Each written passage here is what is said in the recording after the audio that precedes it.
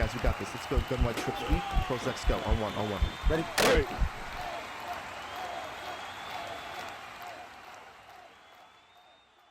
All offensive coordinators in real life have plays on their call sheets that are good versus all coverages and are deemed staples in their offense. These plays can be reserved for key situations, they can be used to get your quarterback in rhythm, or they can just sprinkle them throughout the game plan in order to better identify what types of coverages their opponent is running. This should be the same for you when you play Madden and what we often call base plays. In this HuddleGG tip of the week, we're going to show you a certain style base play that has been used over and over throughout the years and has been successful at every level of Madden. This concept has been used in real life in many air raid offenses and is known as the shallow cross.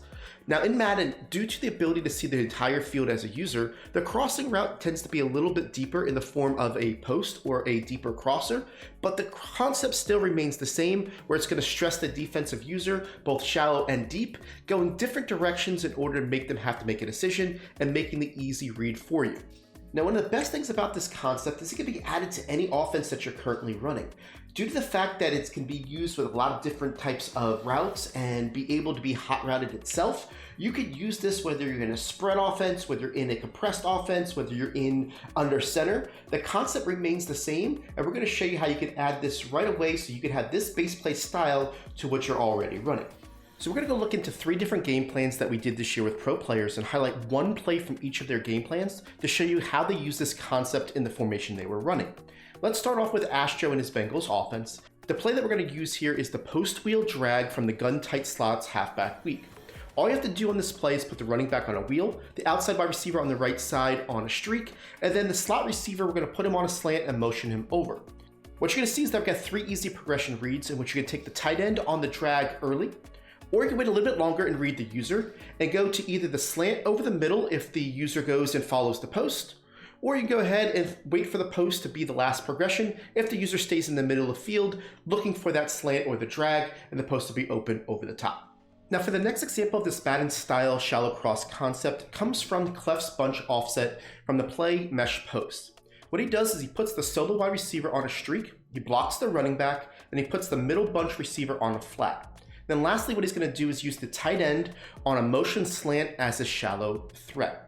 Now he taught this to where he likes to have this ball on the left hash mark where the shallow comes from the short side of the field, and he makes sure that he snaps the ball before the slant settles to allow for more of a delayed route that doesn't get up the field as quickly.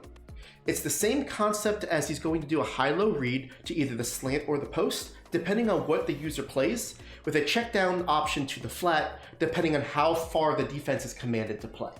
Now this last example, I'm going to show you a play from the trips tight end formation from the spam and buttons game plan, and the play is called PA counter go. The reason why I wanted to highlight this play is that all the adjustments are hot routes and they come from a more spread alignment, but the concept is still the same. These routes tack the middle linebacker user with a high-low spacing while going in different directions to make them choose which option he wants to take away. Now Spam and Buttons likes to align his trips to the wide side of the field and uses the play PA counter go to build his hot route setup. This is due to the superior blocking that comes out of play action. Now he's going to make the same reads as we showed in the previous plays where he's going to look at the middle linebacker user and hit the post or the slant depending on who they commit to. He has a nice built-in flat route that's going to also go ahead and give you a nice quick option against people that are blitzing.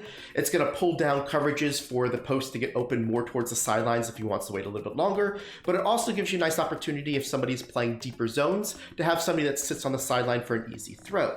All 3 are very, very important when it comes to going ahead and building plays, and show you how this beats all coverages by just going through your easy 3 route progression. As you can see from these clips, this concept has been used over and over again in Madden, and there's no reason to believe that it won't remain successful for years to come. Using base plays like this is a great way to start an offensive scheme, where you can see what their opponent has to do to adjust to it, and then attack accordingly with the other plays that you have in your game plan. This is AntCap24 and wanted to let you know that we appreciate you watching this to the very end. We look forward to seeing you on the next HuddleGG tip of the week. If you've enjoyed these tips, please consider hitting that like button and subscribing to our YouTube channel for free Madden tips all year long.